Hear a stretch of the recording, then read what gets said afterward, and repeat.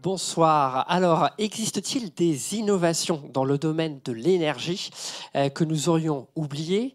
Peut-on apprendre et transmettre sur la question de l'énergie? Peut-on s'amuser avec les énergies renouvelables? On va tenter de répondre à toutes ces questions avec notre invité ce soir, donc Cédric Carl. Bonsoir Cédric. Bonsoir. Bonsoir Cédric, vous êtes directeur de l'atelier 21. Si on fait un petit retour flashback dans le passé, vous vous destiniez à des études d'ingénieur, vous êtes orienté vers le design et vous avez eu un intérêt assez rapide pour l'énergie. Pourquoi? Parce qu'en tant que designer, en fait, en étant intéressé par ces questions d'éco-conception et d'impact de nos modes de vie, donc à la fin des années 90, je me suis aperçu qu'effectivement, on avait la moitié de nos impacts annuels étaient des impacts liés à notre consommation. Donc, c'est pas seulement le pétrole qu'on met dans l'avion, dans la voiture, le gaz pour chauffer la maison et l'électricité pour utiliser nos appareils électriques. Ça, c'est la moitié de nos impacts climatiques. L'autre moitié, c'est l'eau qu'il y a dans ce verre, le livre ici qui a été fabriqué en France, les appareils qu'on consomme et qu'on remplace un peu trop souvent, les vêtements, etc. Et ça, c'est ce qu'on appelle l'énergie liée à la consommation, c'est l'énergie grise. Alors, c'est un truc qui n'est pas très popularisé et pas très vulgarisé, mais c'est un de nos chevals de bataille. C'est-à-dire que vous êtes obligé de considérer dans vos calculs, si vous dites ça, c'est une solution pour demain pour économiser le climat, vous ne pouvez pas mettre sur le marché des voitures qui seraient économes en énergie si, pour les construire, vous utilisiez des années et des années de pétrole. Donc voilà, c'est l'énergie grise et ça rentre dans les calculs pour faire des choix de technologie, pour faire des choix de consommation et pour faire des choix industriels aussi. Alors, vous êtes directeur de l'atelier 21. L'atelier 21, si j'ai bien compris, c'est une sorte de boîte à outils sur cette question en fait, de l'énergie, dans lequel il y a, comme toute boîte à outils, beaucoup d'outils. Il y a Paléo énergétique, il y a le Solar Sound System, il y a Radio 3S, il y a le Juicy Energy Bar, il y a un lieu, Station E, il y a le projet aussi Regenbox. Alors, on va peut-être pas pouvoir tous les citer là. Peut-être qu'on peut commencer par un projet, c'est Paléo énergétique. Alors, c'était un projet de recherche, je crois, participatif dans le domaine de l'énergie. C'était une façon, je crois, de redécouvrir des inventions du passé qui ont peut-être été mises de côté et qu'il est peut-être utile de redécouvrir. En ayant travaillé entre la France et la Suisse avec des gens qui essayent d'innover dans les domaines énergétiques, en tant que designer, donc on a travaillé souvent avec des ingénieurs, des sociologues, des physiciens, etc. Et on s'était aperçu qu'il nous manquait en fait une ressource qui était extrêmement dissipée dans plein de canaux, les archives, l'Internet, les vieux magazines. En fait, il y a beaucoup de choses en fait, qui ont été inventées lors des différentes crises que le XXe siècle a vécu, les crises du pétrole, les guerres, etc., dans lesquelles en fait, on était tout simplement en pénurie en fait, de matériaux et de ressources. Et dans ces périodes-là, en fait, il y a une innovation qui est galopante. On va utiliser d'autres ressources, on va utiliser l'énergie solaire, on va créer des... Ici, je vous ai ramené une archive originale d'un journal qui s'appelle Le Monde Illustré, que beaucoup de gens connaissent. Et en fait, c'est une imprimante solaire. Donc, c'est un concentrateur solaire qui a été mis au point par Monsieur Mouchot, qui est à l'époque un enseignant en mathématiques, qui à l'époque dit le charbon n'existe pas en quantité illimitée, il faut l'économiser. Je pense qu'il se rend compte aussi de l'impact du charbon dans les villes à l'époque, au niveau de la santé. Et il dit, voilà, il faut utiliser l'énergie solaire. Et donc, il va créer des concentrateurs solaires, donc à l'époque, qui vont, eux, marcher avec la vapeur. Et il va faire tourner des machines industrielles. Quelques années après, ça inspirera notamment une invention d'un Américain qui fera une installation pour pomper l'eau du Nil. Mais voilà, en fait, voilà, Mouchot est un grand inventeur de son époque. Et des comme ça, il y en a plein, le livre. Mais à la base, c'est un site internet. Alors voilà, puisque l'idée, c'est de mettre cette ressource à disposition des makers, des gens qui font la transition énergétique, des jeunes de maintenant et des ingénieurs, pour comprendre et prendre de la hauteur un peu sur qu'est-ce qu'une innovation aujourd'hui, comprendre pourquoi des choses ont fonctionné et pas, parce que c'est aussi ça qu'on recherche avec le projet paléo-énergétique, c'est comprendre pourquoi à un moment donné ça fonctionne et à un autre moment donné ça ne fonctionne pas. Et selon nous, voilà, le prix aussi du baril de pétrole a fait le yo-yo et a rendu un coup les énergies renouvelables rentables, un coup pas du tout. Et puis, on n'avait pas cette urgence climatique en fait qui est aujourd'hui. Donc voilà, quand vous inventiez une imprimante qui marche à l'énergie solaire en 1880, on disait c'est bien gentil mon petit bonhomme, mais où est l'urgence?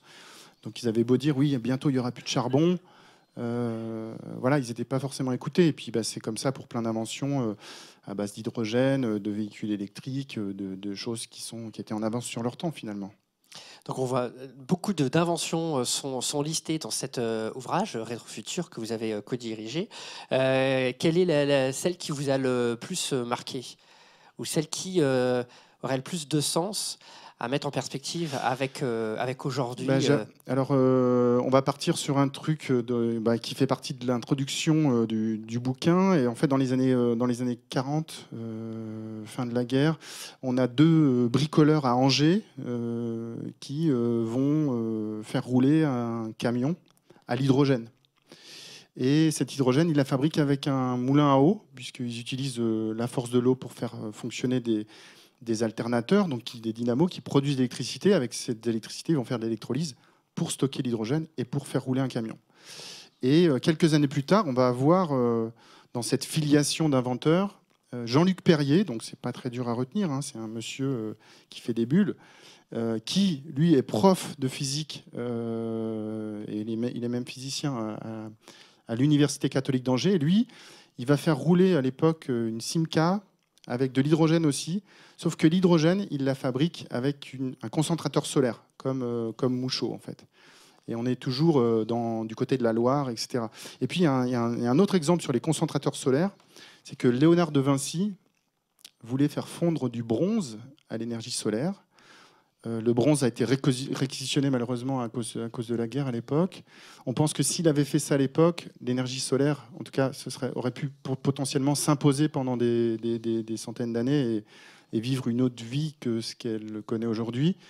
Et d'ailleurs, en fait, à la station E, on est en train de créer un prototype de forge solaire. Donc on va tester ça à partir du 10 mai.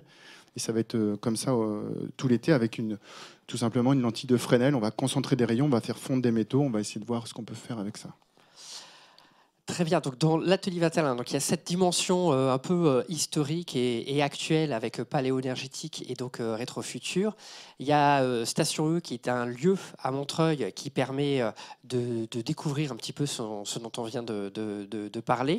Et j'aurais voulu en fait que vous nous parliez aussi d'autre chose. C'est le projet Regenbox. Alors je ne sais pas si c'est du low-tech ou pas. Regenbox, je crois que c'est l'idée. Regenbox, il est aussi dans notre bouquin. Il est là tout à la fin. Regenbox, en fait, c'est un projet qui est né d'une invention qui existe déjà. Hein. Donc nous, on n'a rien inventé. C'est juste un électrochimiste des années 60-70 extrêmement connu qui s'appelle Karl Kordesch, qui notamment a travaillé sur les piles à combustible à l'époque, qui donneront celles qui seront dans la mission Apollo. Donc c'est quelqu'un absolument reconnu. Et à l'époque, il travaille sur les piles en général, et il travaille aussi sur les piles alcalines.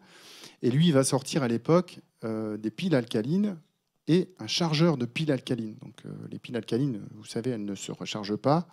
On les appelle en anglais les single-use batteries. Et du coup, on s'est dit, on a regardé la littérature scientifique, ça paraissait très, très sérieux.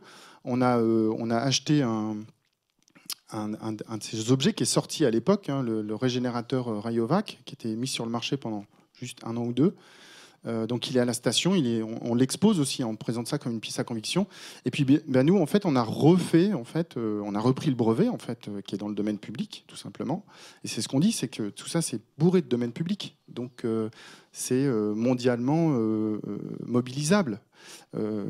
Donc là, et c'est le cas de Regenbox. Voilà, on le partage. C'est un brevet qu'on a repris et qu'on repartage. Voilà, donc j'ai vu en fait il y a un kit en fait et on peut construire, monter soi-même en fait son. Si vous voulez, ça paraît tellement fou de recharger des piles alcalines que nous on s'est dit ce qu'il faut qu'on fasse avant, c'est un programme de recherche.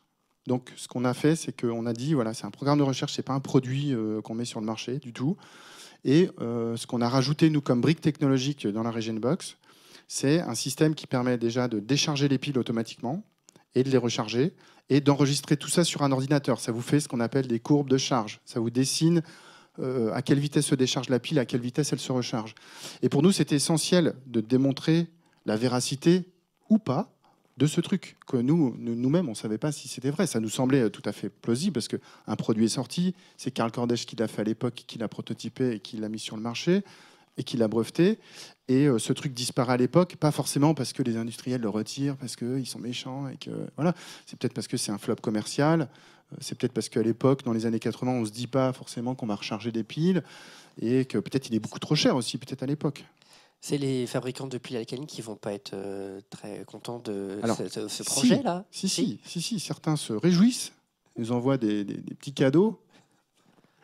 On est en train de faire un benchmark aussi, puisque comme on les décharge, on sait exactement ce qu'il y a dans une pile alcaline. Donc on peut comparer les piles alcalines. Il faut savoir qu'il n'y a aucune obligation pour les constructeurs d'indiquer les milliampères-heure que vous trouvez dans la capacité de la pile. Et donc nous, ce qu'on dit, et on le dit là-dedans, on est pour la création d'un observatoire national du stockage. Pourquoi ? Parce qu'on stocke avec des éléments électrochimiques, mais aussi des éléments cinétiques. On stocke des fois dans des volumes d'eau. Voilà. Et en fait, tout ça, il faut l'observer, il faut le partager. En tout cas, l'Observatoire national du stockage, pour nous, c'est tout ce qui est batterie de stockage, batterie de voiture, batterie de téléphone, batteries qui sont mises sur le marché pour recharger les appareils ou les batteries alcalines. Et donc, l'idée, c'est de partager du data sur les batteries pour savoir ce qui est vraiment dedans. Et puis, que les meilleurs gagnent, quoi, tout simplement. Et puis qu'on arrête d'acheter sans savoir ce qu'il y a dedans. On retrouve un fil conducteur en fait dans les différents projets ou dans les différents outils de la boîte à outils Atelier 21. C'est l'idée de vulgariser et puis de partager un certain nombre de connaissances. Et puis vous êtes allé plus loin ou autrement avec des ateliers sur la précarité énergétique. C'est ça. Je crois que vous êtes parti en fait d'un constat sur la précarité énergétique, notamment des étudiants. Et c'est ça. Voilà, quel est le constat et où est-ce que ça vous a emmené ? En fait, j'ai participé à pas mal de workshops, d'études, etc. sur la précarité énergétique. Et en fait, à un moment donné, on a réalisé qu'il y avait, je crois, quasiment un demi-million d'étudiants en France qui sont victimes de précarité énergétique et donc qui ont du mal à se chauffer, ou en tout cas qui ont sur leur budget mensuel une charge de plus de 10% allouée à l'énergie, ce qui fait qu'ils ne font pas d'autre chose avec. Et on s'est dit... puisque nous, on travaille beaucoup avec les écoles. Ce qu'on fait, c'est beaucoup des choses pédagogiques. On bosse y compris avec des grandes écoles qui nous invitent avec leurs grands élèves et des entreprises aussi, des fois, pour réfléchir à l'innovation et ce que c'est, etc. Et comme on interagit beaucoup avec des écoles, on s'est dit qu'on allait mettre au point un workshop open source et itinérant à destination des écoles, et que c'était les étudiants qui allaient réfléchir à comment lutter contre la précarité énergétique chez les autres étudiants. Donc voilà, c'est un projet où on aide ses pairs et du coup on découvre aussi ce que c'est la précarité énergétique en France, parce que c'est un phénomène qui touche un foyer sur 5 et bientôt 2 foyers sur 5. C'est quand même assez alarmiste. Et là, du coup, les étudiants peuvent aussi s'armer et trouver des solutions pour aussi les foyers et pas que les étudiants. Autour de l'énergie, on peut aussi s'amuser. On peut aussi prendre du bon temps, faire la fête, écouter de la musique. Dépenser de l'énergie.